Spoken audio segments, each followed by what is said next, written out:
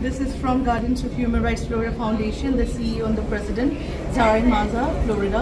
This is going to Mr. Nagathalli Ramesh, the poet, thinker, and agriculturist and social activist. So this is especially from US, from Zarai Maza to Nagathalli Ramesh. हृदय से निकलने वाली सच्चे शब्द किसी भाषा, देश या सीमाओं के बंधन में नहीं बंधते। भाषाएं 100 हो सकती हैं, पर भाव एक ही होता है। ये सत्य हर काल और हर देश में समान रूप से जीवित रहता है। कल 8 मई बैंकॉक, थाईलैंड में आयोजित अंतर्राष्ट्रीय परिवार दिवस समारोह इसी सनातन सत्य का साक्षी बना। इस अंतर्राष्ट्रीय कार्यक्रम के केंद्र में थे कर्नाटक के कवि, चिंतक, संगठनकर्ता और कृषक नागाथीहल्ली रमेश। मानवाधिकार कार्यकर्ताओं, पर्यावरण प्रेमियों और अनेक देशों के विचारकों की उपस्थिति में उन्होंने मुख्य वक्ता के रूप में अपने विचार रखे। पर्यावरण संरक्षण, मानवाधिकारों की आवश्यकता, स्त्री के प्रति दृष्टिकोण और मानव सभ्यता के भविष्य पर उनके शब्द उपस्थित जनों के हृदय को गहराई से छू गए। उनके विचारों का सार कुछ इस प्रकार था। मातृत्व सृष्टि की आदि चेतना है। केवल मां की करुणा और धरती की करुणा ही मानव जाति को बचा सकती है। स्त्री केवल एक शारीरिक उपस्थिति नहीं, वो जीवन की संवेदनशील चेतना है। स्त्री में हृदय प्रकाशित होता है, वो भीतर का उजाला है। पर पुरुष में अधिकतर केवल बुद्धि प्रकाशित होती है, और बुद्धि कई बार अंधे कमरों से भरी होती है। वही पुरुष अहंकार है, मैं का मोह। इस प्रसंग में उन्हें जलालुद्दीन रूमी की पंक्तियां याद आईं। मैं आया हूं, द्वार खोलो। कहने पर भी द्वार नहीं खुलता, पर जब कहा जाता है तुम हो, तभी द्वार खुलता है। इस प्रकार पुरुषत्व कई बार मैं की अवस्था बन जाता है। इसके बाद उन्होंने अपनी ही एक कविता का स्मरण किया। स्त्री, चयन करने वाली, जो सब कुछ पा लेने पर भी सब कुछ हथियाती नहीं।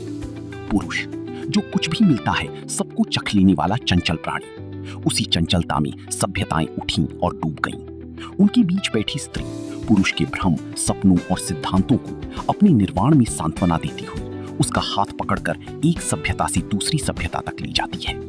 उन्होंने कहा कि गौतम बुद्ध और जीसस क्राइस्ट भी एक प्रकार से मात्र हृदय वाले थे।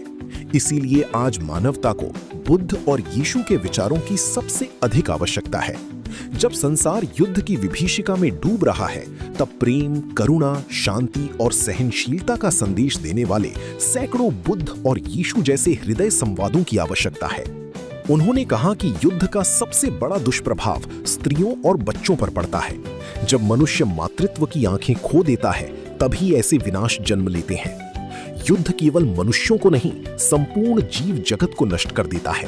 पेड़, नदियां, पशु, पक्षी सब विनाश की आग में झुलसते हैं। फिर भी प्रकृति सब कुछ क्षमा करती हुई आगे बहती रहती है। उन्होंने अपनी कविता की पंक्तियां सुनाई। नदी बहती रही, पर्वतों और पत्थरों को चीरती हुई, कांटे, कीड़े, टूटे कांच के टुकड़े सबको बहाती हुई। पर किसने देखा है उस लाल पड़ चुकी नदी का घायल शरीर? किसने देखी है गहराइयों में तैरती मछलियों की आंसू? सभा में उपस्थित विभिन्न देशों की प्रतिनिधियों को संबोधित करते हुए उन्होंने कहा, हम सब मनुष्य हैं। ये अंतर्राष्ट्रीय परिवार दिवस केवल एक सम्मेलन नहीं, ये पूरी मानवता का प्रतिनिधित्व है। यहाँ भाषा और देशों की सीमाएं समाप्त हो जाती हैं। हम सब एक ही परिवार के सदस्य हैं। उन्होंने भारत की प्राचीन उक्ति वसुधैव कुटुंबकम का उल्लेख किया। संपूर्ण पृथ्वी एक परिवार है। ये विचार बताता है कि धर्म, भाषा, संस्कृति और राष्ट्रों के भेद से ऊपर उठकर समस्त मानवता एक वैश्विक परिवार है। उन्होंने एक और भारतीय प्रार्थना का स्मरण किया, सर्वे जनाः सुखिनो भवन्तु। सभी लोग सुखी हो, चाहे कोई पाकिस्तान से हो, बांग्लादेश से हो या किसी अन्य देश से। हम सब एक ही मानव परिवार के सदस्य हैं। उन्होंने कहा कि जैसे जैसे विश्व सभ्यता विशाल होती जा रही है, वैसे वैसे मनुष्य भीतर से छोटा होता जा रहा है। हम बड़े को देखने में इतनी व्यस्त हैं कि छोटे को भूलती जा रही हैं। आज आवश्यकता इस बात की है कि हम हर छोटे कण को पहचानने की विशालता विकसित करें।